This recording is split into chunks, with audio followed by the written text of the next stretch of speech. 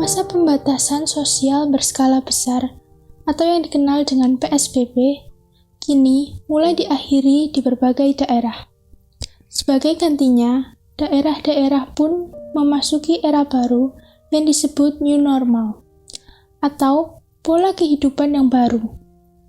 Era new normal ini adalah masa transisi atau adaptasi masyarakat untuk kembali beraktivitas, namun masih dengan menjalankan protokol kesehatan demi terhindar dari COVID-19. Pola hidup baru. Maksudnya, masyarakat menerapkan protokol kesehatan berupa mencuci tangan dengan sabun, mengenakan masker, selalu berjaga jarak, hingga menghindari kerumunan supaya terhindar dari COVID-19. Karena pandemi ini diperkirakan oleh WHO tidak akan hilang dalam waktu yang dekat. Belakangan ini, skenario penerapan pola hidup new normal di tengah pandemi corona masih menjadi perdebatan hangat di ruang publik. Pro dan kontra pun muncul di masyarakat. Nah, pihak yang pro cenderung melihat hal ini dari perspektif ekonomi. Mereka berpendapat akan lebih sulit mengatasi krisis dan resesi dibandingkan mengatasi dampak buruk kesehatan masyarakat yang timbul dari wabah COVID-19. Di sini, pihak lain yang kontra dengan kebijakan new normal menganggap bahwa kesehatan dan keselamatan jiwa jauh lebih penting daripada masalah ekonomi nasional. Masyarakat yang pro beranggapan bahwa dengan diterapkannya peraturan new normal ini, tentu saja kegiatan bisnis di Indonesia akan berjalan seperti biasanya.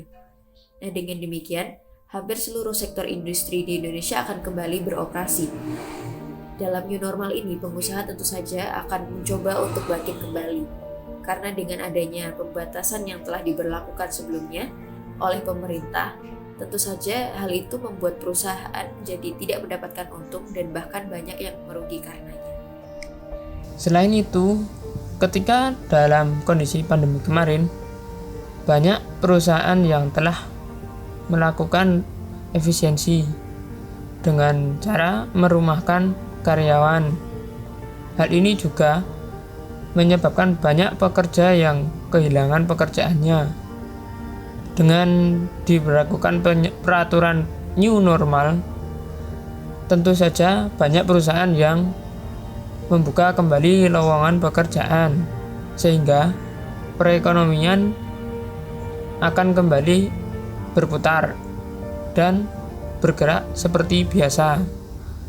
Dengan begitu, nilai rupiah juga akan semakin menguat.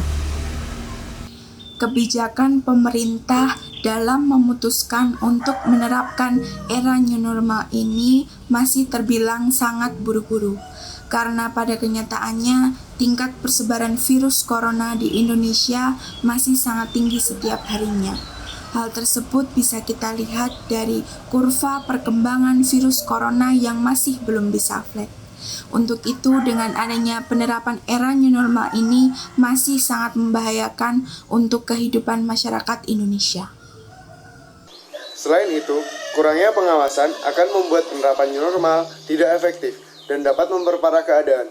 Kurangnya pemahaman terhadap penerapan new normal juga sangat berdampak pada lonjakan positif COVID-19 dan tidak semua tempat atau wilayah di Indonesia cocok untuk penerapan new normal. Beberapa tempat bahkan mengalami lonjakan positif COVID-19.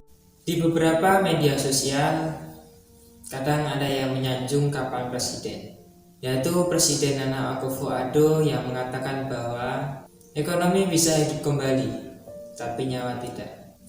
Ungkapan tersebut ada dalam sebuah pidato yang disampaikannya ketika kasus pertama corona menginfeksi Ghana sekitar Maret yang lalu. Terlepas pro kontra penerapan new normal, ada satu hal yang pasti, bahwa masalah yang timbul di dunia kesehatan dan ekonomi akibat wabah COVID-19 pastinya memiliki resiko yang sama-sama besar bagi bangsa dan negara ini. Oleh karena itu, pemerintah harus mengambil langkah cepat dan tepat tengah kondisi kritis. Dan dengan menimbang kemampuan anggaran negara, kondisi ekonomi masyarakat lemah, dan lain-lain.